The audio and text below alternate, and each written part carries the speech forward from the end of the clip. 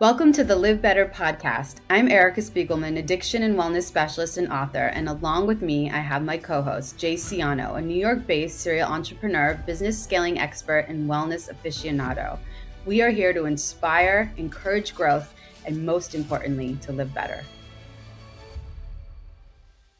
Welcome to the LivBtr podcast.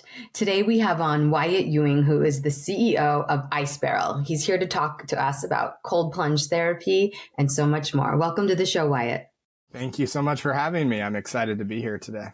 So Wyatt, you're getting the whole world cold, man, and I appreciate you for that. So why don't you explain to everybody exactly what LivBtr is doing, and then we'll go into the backstory. Yeah, absolutely. So LivBtr is on a mission to help people get colder and feel better. We're making the most accessible and effective cold therapy solutions just to help people get access to cold therapy across the world. We're making really innovative ice barrels, receptacles for you to plunge into. We have a lot of technology coming out with a really unique water chiller and filtration system that's going to be really small, compact, but the most powerful chilling technology in this application in the world. We also have a really cool app that we're rolling out in just a few short months. And it's just an exciting time here at LivBtr. We just partnered. We're the official cold therapy sponsor of CrossFit, which is super exciting. So a lot of big things on the horizon. Amazing. That's amazing. That's huge, man. Yeah. So Wyatt and I met at our collective friend Brian Maz's last HPLT event where I had the honor of speaking at, and you know, it's amazing just how much, you know, cold therapy has changed my life and so many other people. It's, you know, I put a little, you know, stuff on my social media platforms, and it's all anybody wants to talk about. I'm sure that you experienced that times a million, Wyatt, being like the face of LivBtr. So can you tell us a little bit about what inspired you to create the LivBtr? Yeah, absolutely. And it's funny that you said that because it's wild to see how far we come. Back in 2017, when I started LivBtr, like nobody was taking ice baths. Nobody was posting about it. And I was like the weird guy in Denver, Colorado, trying to get people to take ice baths after their workouts at these like CrossFit gyms. But yeah, now everybody's trying to be your friend. But the funny part is, I know the story. You know, you had a chance to really tell me the detailed story, and it's such an amazing entrepreneurship story. So give it to us, because you know, I don't know if anybody's really heard your backstory. Yeah, absolutely. So my background was originally in corporate aviation. I'd help people buy and sell corporate jets. So that's what I was doing. Before that, I had a really early start to life, got married super young, financially independent by like 16, 17, living out on my own at a young age, just due to some unfortunate family circumstances. And just always had this mindset of like survival and just grinding, clawing my way out of the pit, and just working on achieving this never ending cycle of success. And I got to this like pinnacle, especially early in my 20s, selling airplanes. It was a very unique, niche market, very high stress. And I mean, you eat what you kill, and very competitive. And it was especially a brutal industry based on my upbringing as well, which was also very survivalist. And just had really high anxiety, but I just always called my anxiety stress. I'm just stressed. I'm just stressed. I'm not impatient. I'm not anxious. I'm just stressed. But at the end of the day, like I had really bad anxiety. And I got to this place where I just experienced a lot of burnout in my early to mid 20s. And there was this day where I was walking into this gym and just had just a rough couple of months in the aviation world. My anxiety was peaked. I wasn't showing up great for my family or myself.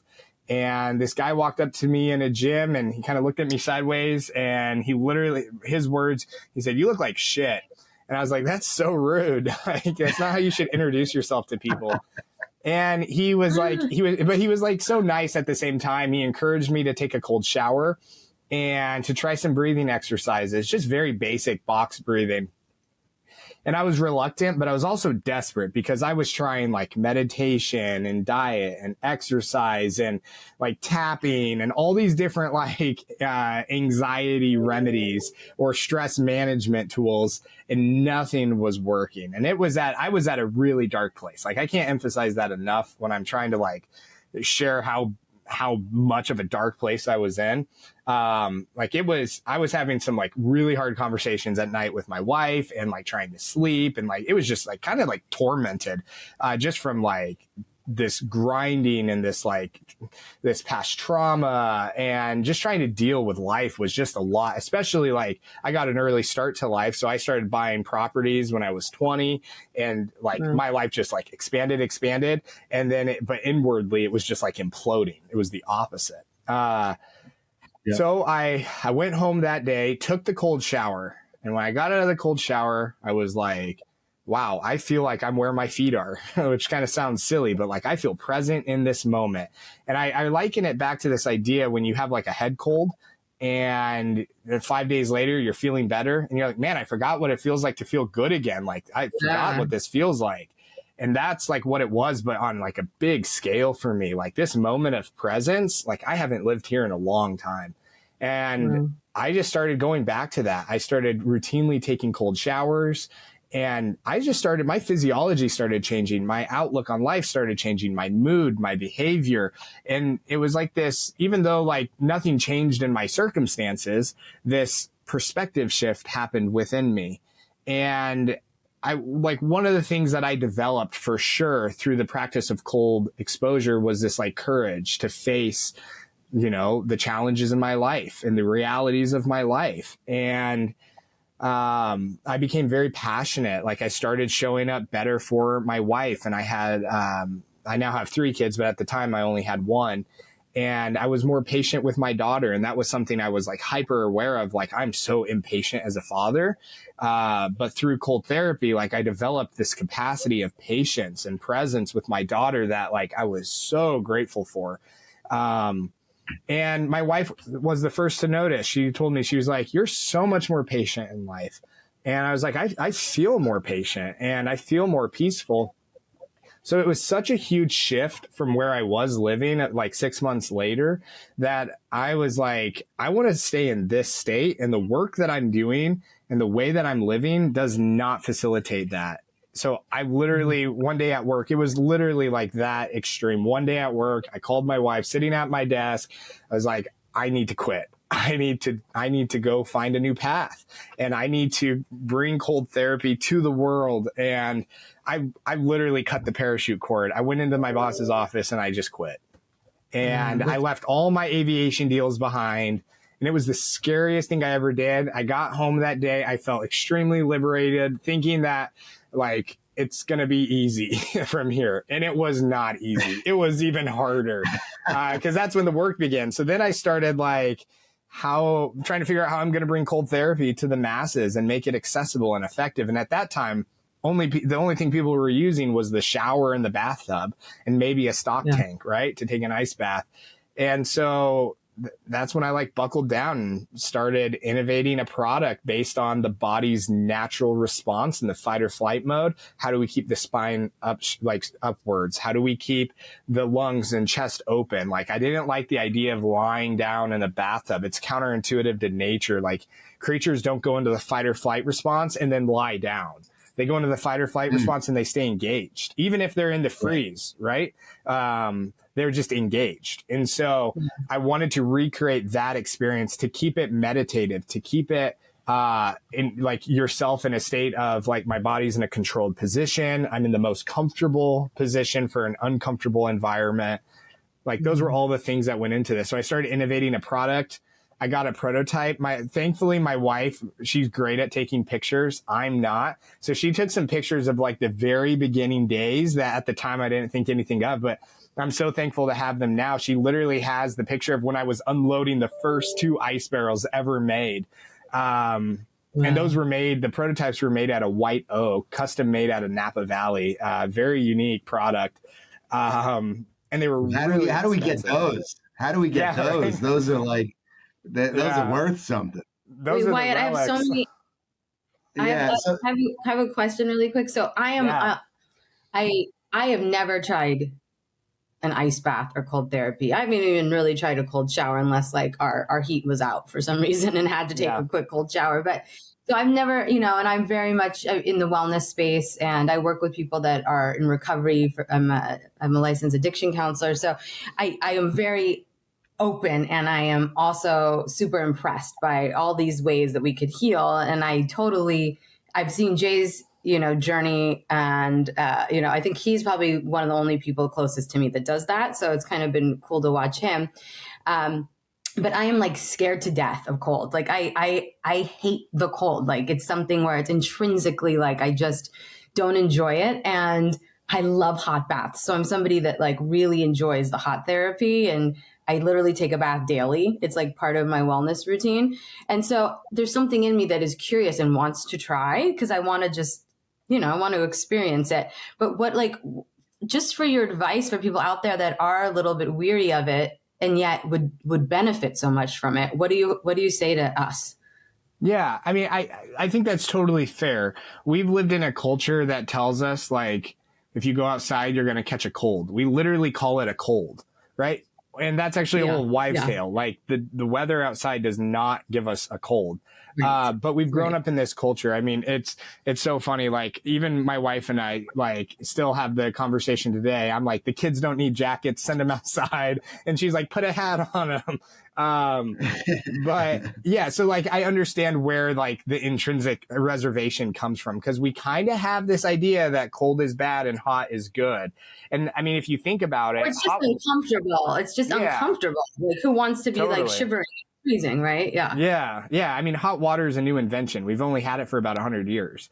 So like relative to like where we are in humanity, like hot water is like innovative and great. So yeah, I totally understand where you're coming from. A great way to start, like turn the shower as hot as you can handle it, and then go to as cold as you can handle it. And you're in control because you have the lever, and keep going back and forth, back and forth. That is a great way to start acclimating to the cold, and it's invigorating. And you still have the security of, as soon as I turn it hot, I'm going to be fine again. Right. So that's a great place to start. I've given out thousands and thousands of ice baths, and I have never had anybody get out of the ice bath saying that was horrible. They wish they never did it. Everybody comes out exhilarated, no matter who you are, because your body is going to have a chemical response. Your nervous system's going to fire, and it's extremely euphoric and sensational. So I totally understand the reservations. It's one of those things where just give it a try. Even if you get in for 20 seconds, 10 seconds, you're going to have a great experience for sure. Yeah. No. And I'm excited. Like I'm somebody that's like, I want everybody to try everything, and then you decide what you like. But so for people that are wondering, like how many times a day, when you say it really changed your physiology and, really helped like propel you in a different direction, is that once a day? How long do you do it? What do you think, like, what is like your prescription for somebody that is doing it now? Like how? So my protocol right now today is different than when I first started. I was definitely in a state of desperation. So I was doing cold showers 1 to 2 times a day, because it was like, it was working. So I would just keep going. And I'm my personality type, I'm very much all in or all out. So when I was doing it, I was like fully dedicated. Now that was probably a little bit extreme. Now I'm doing it about 5 times a week. I'll sit in the sauna for 10 to 20 minutes, and then I'll go in the ice for 2 to 6 minutes, somewhere in there.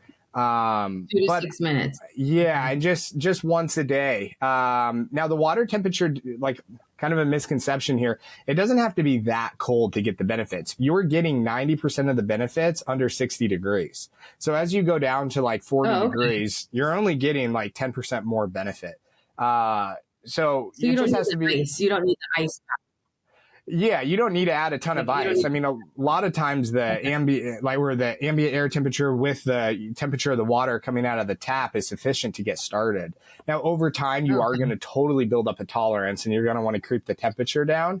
And that's when you can just start adding ice or connect a water chiller. Cool. Yeah. So you were just describing contrast therapy, right? Hot and cold combined, and I've been subscribing to that, and it's really amazing, and I'm super excited by the culture and the lifestyle that's really coming out of this, and the community of people that we belong to, essentially, that are all taking this to a completely different level, and you being so much a thought leader in the space. And we have to get back to your origin story, because it gets messy before it gets good, obviously. So let's do that for a second, because I'm sure plenty of people are like, okay, well, it was really tough, but boom, all of a sudden you're this big successful entrepreneur. So why don't you tell us what happened when you first started to create the mold, essentially, and go from that wood barrel to what you have today? Yeah, so I was living in Castle Rock, Colorado, just 15 minutes south of Denver. I had the prototypes, and then my goal was like, let's test the market. So I started taking these barrels to as many fitness centers in a 50-mile radius and just driving around offering ice baths. I had, 300 pounds of ice in the back of the truck that I rented from Home Depot. So I'm branding for Home Depot, driving around offering ice baths. And then the barrels. And it was just so much rejection. I mean, nobody was interested in taking ice baths. And then there was this one gym, Modig CrossFit in Denver, and they were our first event. They were like, yes, set them up. And then after our class, we'll run people through cold. And they had never done that. They had never even heard of doing something like that, but they loved the idea. So we started getting a little bit of momentum, started taking them around to different events, predominantly after 5Ks, or there's a place called the Incline in Colorado. So I would take ice baths, set them up down there. So that was exciting. And then I built the website and just started marketing these things. And it was crazy because looking back, I mean, I was selling the oak ones for $2,500, and I mean, it was expensive, and we were a new company, but people were buying them because, again, there was nothing else out there on the market. So we started selling these oak barrels, and they were really expensive to produce, really expensive to ship across the country. But we were really the first direct to consumer cold therapy company, just based out of my garage, when I started. And once I realized we had enough momentum and we had something unique, I wanted to be able to scale this to provide cold to more people. And I knew I was going to have to go into some form of rapid manufacturing just to keep up with the demand. So that whole jaunt there was from 2017 to January of 2019. And in January of 2019, my wife and I started talking about, we have to move somewhere in order for us to continue to grow the business and get to a more advantageous place in the country where this type of manufacturing is happening. So, picked up my family. My wife was 8 months pregnant and we moved to Ohio, right in the heart of Amish country. And found some great manufacturing partners to help me bring this product to life. And it was very much ran out of money, and I would go find a client, sell an airplane, and that would give us a cash injection to keep going. So you went back to airplane sales to get you through. Yeah, just kind of just independently, I'd go back to old customers and sell their airplanes for them.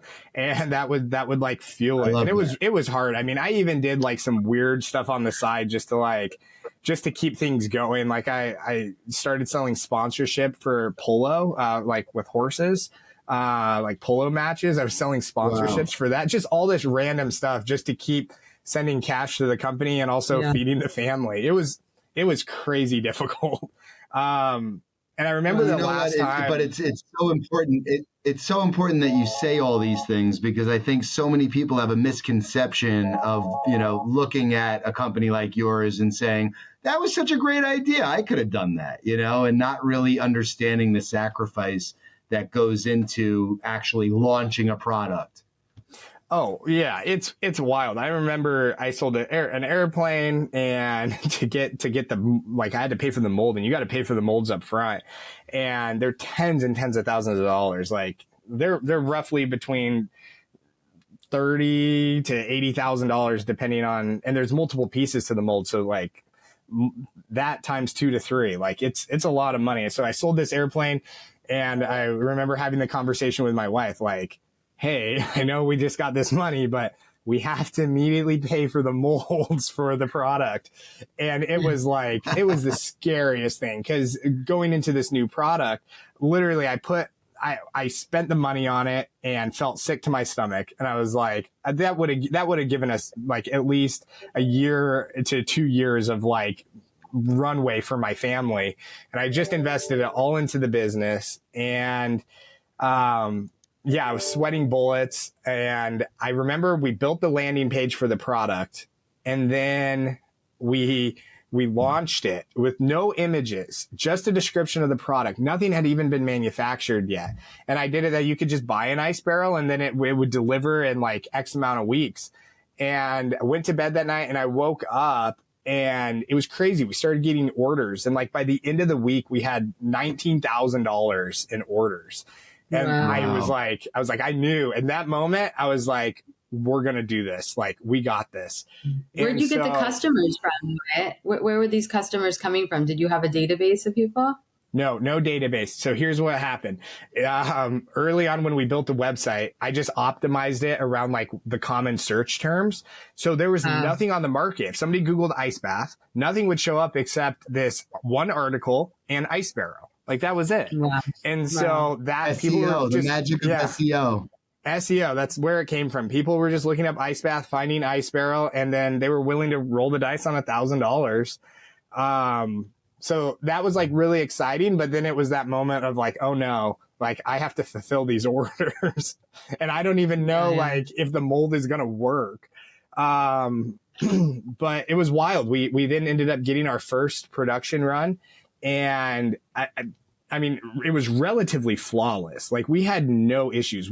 I'm of the mindset that, instead of like, cutting and then measuring, like you measure 10 times and then you cut once. And that's kind of how we think about everything that we do. Like we're very, very precise, and we're always looking to shoot bullseyes. And so I was so like particular about the mold and the manufacturing process. And even if it would cause delays, which it did, like, I think I kept having to extend it out at least by like 4 weeks by the time I was able to officially deliver the first product.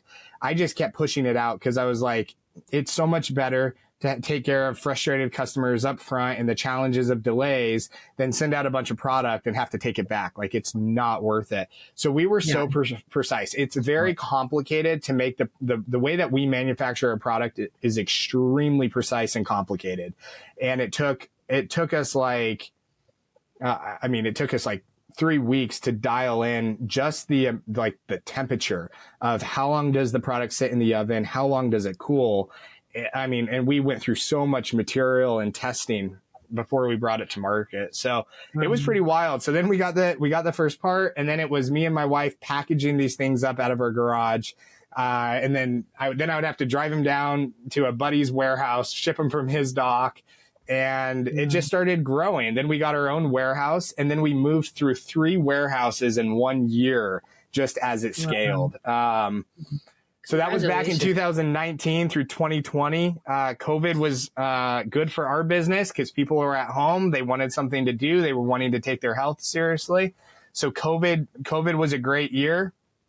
Then in 2021, I got serious about the marketing of it all, and we 10x'd the business from 2020 to 2021. It was unbelievable. And then in 2022, we 5x'd the business, which was insane. And then we've already well surpassed what we did all of 2022. So it's just grown exponentially. That's amazing. Really amazing. That's amazing. Really, what a great story. I just based on this being the LivBtr podcast, I was so excited for you to meet Erica. All we talk about is how, things that we can implement, to live better. And that means something different to everybody. And I will say, I stopped drinking New Year's Eve of 22 just to challenge myself essentially for 23. And it was the biggest, I think, optimizing thing for my entire life that I've ever experienced was removing alcohol from my life. I mean, that's not so shocking or surprising, but the next thing that has leveled me up that I can honestly say, and Erica knows this, has been getting cold. So there's so much here because I think people like Erica who actually help people live better, don't even really understand the benefit of it. And it's intimidating to so many people, really, in my opinion, until you actually do it, because the concept or idea of getting cold to me is also seems uncomfortable or is daunting and not something you fill something up with ice, you fill up your ice barrel to get in the first time you're looking at it for a while, like, how the hell am I going to get in this thing? Right. And then you do it and you feel amazing. And then you're like, shit, I got to do that again. Right. And it's one of those things. And I think for anybody listening who has not done it, you're missing out on something that's relatively inexpensive that you can incorporate into your life and will change everything for the better. And I truly stand by that. And to answer your question earlier, Erica, there is an amazing podcast on this. Obviously, Andrew Huberman, who's all of his podcasts are great, but he has a recent one about cold. They were talking about studies that essentially 11 minutes a week is kind of that magic number to get cold, essentially. And I'm sure everybody has their own preference, but in the study in his podcast, which I thought was great, uses that number of about 11 minutes a week, which probably breaks down, Wyatt, to what you're doing. I'm jumping in from 3 to 4 minutes, a handful of times a week. Yeah. Yeah. It's funny. I heard Dr. Mark Hyman, who I love too. He's a great, he's a great advocate for a lot of like nutrition content and things like that. And he was just saying though, and he does the ice baths, but he was saying that some people he's known have had digestion issues because our digestion is heat, it's fire. And sometimes when we're plunging and we get too cold, it starts to slow down your digestion. And some people, it depends on your wiring, your makeup, right? Not everybody's going to have digestion issues, but have you found that to be true for some people, that it does mess with digestion? It's interesting because we hear a lot, and I don't have like any science to back this up, just other than what our customers tell us. We have a lot of customers that say like whenever they get like an upset stomach, they immediately go take an ice bath. It helps. And it helps calm their upset stomach. Yeah. Now, I know that like our emotions are heavily tied to our digestion. So maybe it's this calming effect, this presence effect. There's a lot that probably plays into it, but it's definitely super interesting because it does start this anti-inflammatory process in the body. And so it does have these like calming effects. And then when you get out, you're reconditioning the mind to what real stress is, right? Ice water is stressful. Your perceptions generally aren't, right? And so a lot of times it's just this reconditioning. And we always encourage people, like, obviously we've heard it before, pick your hard, right? Having anxiety is hard. Taking an ice bath is hard. Pick your hard. You know what I mean? Yeah. And so if we can just like win that 3 minutes a day in the cold, like the rest of the day does become a lot simpler. It is the hardest part of most people's day. Oh, that's so cool. I'm excited. I'm going to do it. We're going to do it together. We're going to make that happen. I want to be with you when you do it your first time. Okay. I'll wait till you come back. Maybe in August. Yeah, for sure. So Wyatt, tell everybody where they can find your product, how they can get cold. Yeah, absolutely.